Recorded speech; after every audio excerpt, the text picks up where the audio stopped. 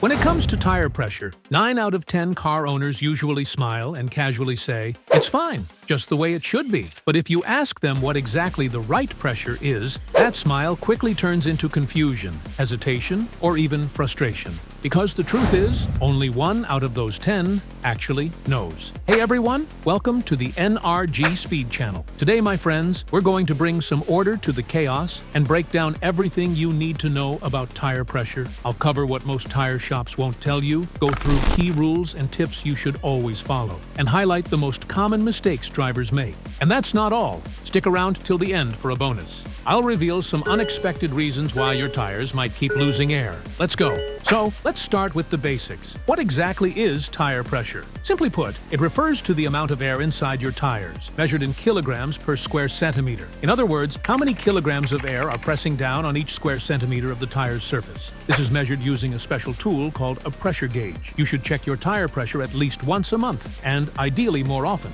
especially when the weather is unstable or temperatures fluctuate frequently. Manufacturers usually provide recommended tire pressures on informational labels, often found on the inside of the door frame, door edge, fuel cap cover, or even in the trunk. Of course, the vehicle's owner's manual also contains this information. But let's be honest, who actually reads the manual and who really takes the time to decode all those weird symbols and foreign-looking terms on the stickers? It's all a bit confusing, right? And yet, those confusing labels are directly tied to your safety. And equally important, following those recommendations has a big impact on how long and how well your tires will last.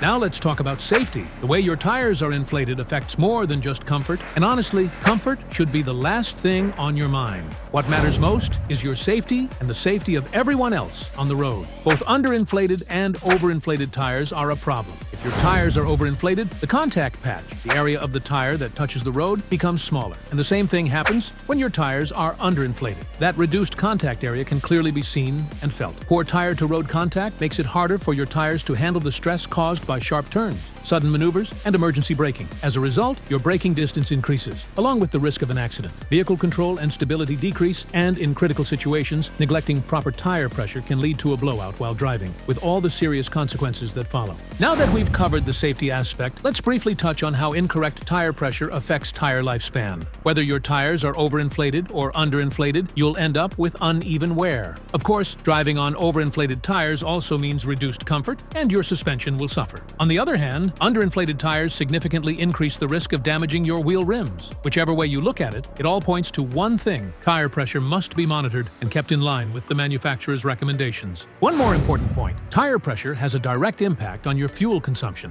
When your tires are underinflated, rolling resistance increases dramatically. A car with soft, underinflated tires rolls much worse compared to one with properly inflated tires. That means you'll need to press harder on the gas pedal to travel the same distance. Over time, this leads to noticeably higher fuel consumption. And let's not forget the additional cost of increased tire wear. Improper pressure causes uneven tread wear, potential vibrations, and other symptoms of imbalance. I probably don't need to explain that such tires will wear out much faster and need to be replaced sooner than they should. The vast majority of drivers don't really pay attention to how much pressure their tires actually need. Most either leave it up to the tire shop, where they almost always inflate them to 2 or 2.2 bar, or they just ask a friend, "Hey, how much do you pump yours to?" As a result, nearly everyone ends up inflating their tires somewhere in the 2 to 2.5 bar range. Whether that's the correct pressure or not, well, that's another story, but nobody seems to care. Everyone does it this way, so I will too. Speaking from personal experience, I also blindly followed whatever the tire shop told me until I finally looked into it myself. And guess what? For my car, the front tires are supposed to be at 2.5 bar, not 2, and the rear ones should be 0.2 bar lower. That difference is due to the weight of the engine sitting over the front axle, which naturally requires higher pressure in the front tires. Now, there are actually 7 common mistakes, or rather, bad habits, that many drivers fall into when it comes to choosing the right tire pressure. Number 1 on the list, the habit we already mentioned: inflating your tires to 2 or 2.2 bar just because that's what everyone does, or because the tire shop says said so. Second place goes to checking your tire pressure only twice a year, basically whenever you switch between summer and winter tires. Assuming that tire pressure stays the same in warm autumn weather and freezing winter temperatures is a big mistake. As the air temperature drops, so does the pressure inside your tires. And it rises again as temperatures go up. It's simple physics. That's why experts recommend checking your tire pressure at least twice a month. And don't forget, pressure loss can also occur from small leaks, caused by things like a bent rim, a faulty valve stem, or microcracks and tiny punctures that let air slowly escape from tubeless tires. In third, dishonorable place. Intentionally underinflating your tires for a softer, more comfortable ride. Comfort lovers sometimes value smoothness so much that they're willing to compromise their safety. But as I mentioned earlier, soft tires don't just wear out faster. And don't think that's the only issue. No,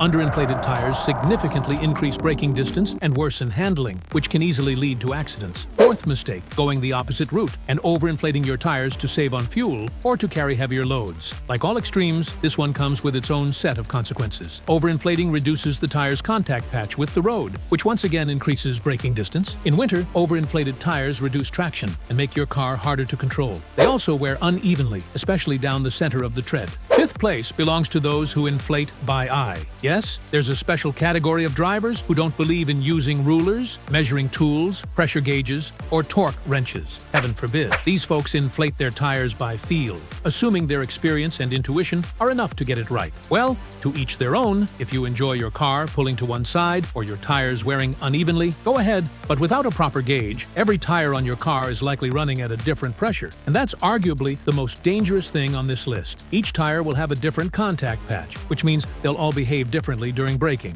And how your car will respond in an emergency is anyone's guess. The only thing I can say for sure, it's not going to end well. Not for you and not for your tires.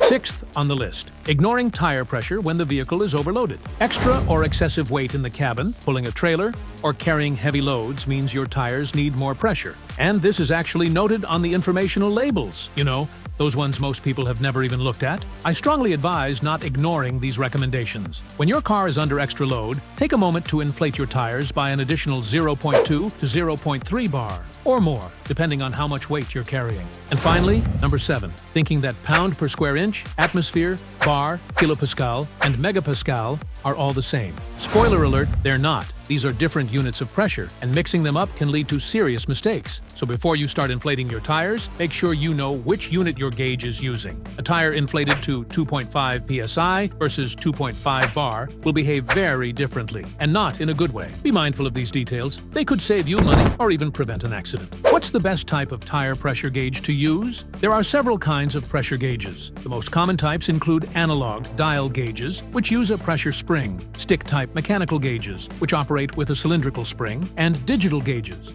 which display readings on a screen. Among these, dial gauges are the most widely used. Stick gauges, the kind that look like a metal pen, are considered more durable, but unfortunately, they tend to have a higher margin of error. The most accurate, and usually the most expensive option, is the digital gauge. Quick tip, if you have a cheap gauge that isn't very accurate, here's how to make it useful. Go to a tire shop and have your tires inflated to the manufacturer's recommended pressure using their professional-grade equipment. Then, take your personal gauge and measure the pressure immediately after. Note down the reading. This becomes your reference point. From now on, just use that mark when checking your tires with your own tool. You're welcome. When and how should you check your tire pressure? The best time to check tire pressure is in the morning, when the tires and the air inside them are still cold. Always check all 4 tires, and if your car has a spare, don't forget to check that one once in a while too. Don't assume the pressure is equal across all tires just because one looks fine. Trust me, it's not. Even a horse would get that. And now, a few practical tips. First, if winter suddenly sneaks up on you and you haven't had time to switch to winter tires, lower your tire pressure to about 1.5 bar to get home safely. Don't drive fast. Not only is there a high risk of sliding off the road, but you also risk damaging your tires, so take it slow and steady. And if your tires do get damaged, don't stress. Be grateful you made it home in one piece. Consider those damaged tires the price you pay for procrastinating on your seasonal tire change. Second, if you're planning to drive through deep mud, or you're already stuck, or if you're heading off-road or across uneven uneven terrain, the advice is the same. Lower your tire pressure to 1.2 to 1.5 bar for better traction. Well, folks, that's about it. I've shared everything I planned to. I hope you found this video helpful and learned something new today. Let me know in the comments. What tire pressure do you prefer? How often do you check it? Or do you check it at all? If you enjoyed the video, hit that like button and subscribe. That's the best way to say thanks. Thanks for watching, take care of yourselves, and goodbye.